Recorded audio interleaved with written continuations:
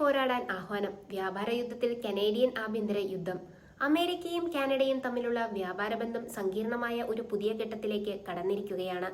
US president Donald Trump പ്രഖ്യാപിച്ച 50% കടുത്ത നികുതി ഭീഷണിക്ക് മുമ്പിൽ വഴങ്ങരുതെന്ന് ആവശ്യപ്പെട്ട് കനേഡിയൻ പ്രവശ്യയായ മാനിറ്റോബയുടെ പ്രീമിയർ വാബ് കിന്യു രംഗത്തെത്തിയത് വലിയ രാഷ്ട്രീയ കൊടുങ്കാറ്റിനാണ് വഴിവെച്ചിരിക്കുന്നത്.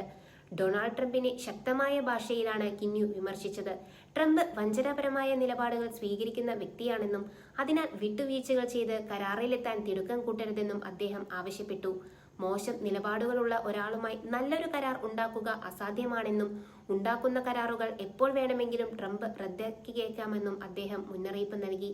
വാഷിംഗ്ടണിൽ നടക്കുന്ന ചർച്ചകൾ അന്തിമഘട്ടത്തിലേക്ക് എത്തുമ്പോഴും കാനഡയ്ക്ക് ഈ ചർച്ചകളിൽ വ്യക്തമായ മേൽക്കൈ ഉണ്ടെന്നാണ് കിന്യു വിശ്വസിക്കുന്നത്. ട്രംപിന്റെ നയങ്ങൾ കാരണം അമേരിക്കൻ സാമ്പത്തിക രംഗം നേരിടുന്ന തിരിച്ചടികളും വരാനിരിക്കുന്ന ഇടക്കാല തിരഞ്ഞെടുപ്പും ചൂണ്ടിക്കാട്ടി നിലവിൽ അമേരിക്ക ദുർബലമായ അവസ്ഥയിലാണെന്നും കാനഡ ശക്തമായി നിലകൊള്ളണമെന്നും അദ്ദേഹം പറഞ്ഞു.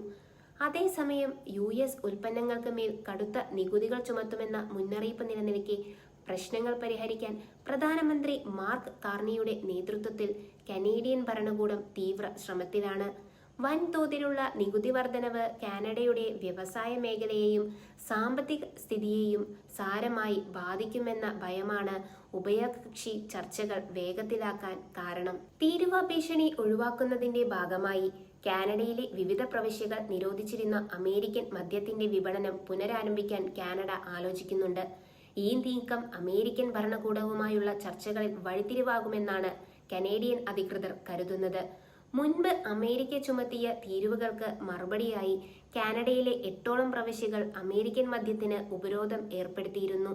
നിലവിലുണ്ടാകുന്ന സമാധാന കരാറിന്റെ ഭാഗമായി പ്രവിശ്യ തലത്തിലുള്ള ഇത്തരം വിലക്കുകൾ നീക്കാൻ പ്രധാനമന്ത്രി കാർണി പ്രവിശ്യ നേതാക്കളോട് ആവശ്യപ്പെട്ടിട്ടുണ്ട്. മദ്യവിലക്ക് നീക്കാൻ പ്രധാനമന്ത്രി ആവശ്യപ്പെട്ട പശ്ചാത്തലത്തിൽ മാനിറ്റോബയും മറ്റ് പ്രവിശ്യകളും ഈ നിർദ്ദേശം പരിഗണിക്കാൻ തയ്യാറാണെന്ന് അറിയിച്ചിട്ടുണ്ട്.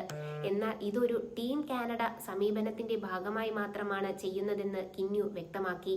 അമേരിക്കൻ മദ്യം വീണ്ടും കടകളിൽ ലഭ്യമാക്കിയാലും അത് വാങ്ങാതെ കനേഡിയൻ ഉൽപ്പന്നങ്ങളെ തന്നെ പിന്തുണയ്ക്കണമെന്ന് കിന്യു സ്വന്തം ജനങ്ങളോട് അഭ്യർത്ഥിച്ചു. സ്വന്തം രാജ്യത്തെ തൊഴിലാളികളെയും സമ്പദ് വ്യവസ്ഥയെയും സംരക്ഷിക്കേണ്ടത് പൗരന്മാരുടെ കടമയാണെന്ന് അദ്ദേഹം ഓർമ്മിപ്പിച്ചു.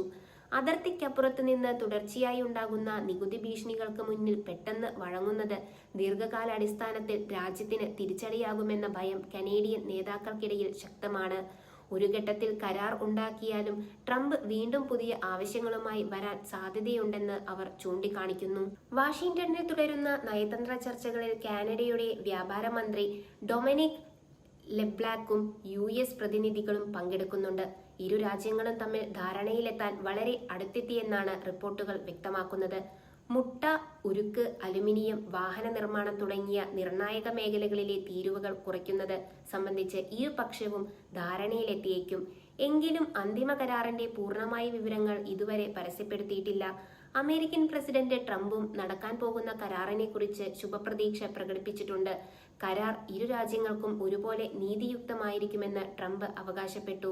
കാനഡയിലെ രാഷ്ട്രീയ അന്തരീക്ഷത്തിൽ ഈ വിദേശ നയ പ്രതിസന്ധി വലിയ ചർച്ചകൾക്കാണ് വഴിതുറന്നിരിക്കുന്നത്. രാജ്യത്തിന്റെ പരമാധികാരം വ്യാപാര താൽപര്യങ്ങളും സംരക്ഷിക്കുന്നതിൽ പ്രധാനമന്ത്രി മാർക്ക് കാർണി സ്വീകരിക്കുന്ന നിലപാടുകളെ പ്രതിപക്ഷ പാർട്ടികളും ഉറ്റുനോക്കുകയാണ്.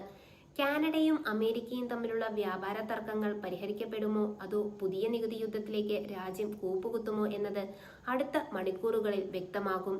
വാബ് കിന്യുവിനെ പോലുള്ള നേതാക്കളുടെ കടുത്ത നിലപാടുകൾ കാനഡയുടെ ചർച്ചാ തന്ത്രങ്ങളിൽ എത്രത്തോളം സ്വാധീനം ചെലുത്തുമെന്നാണ് ലോകം ഉറ്റുനോക്കുന്നത്.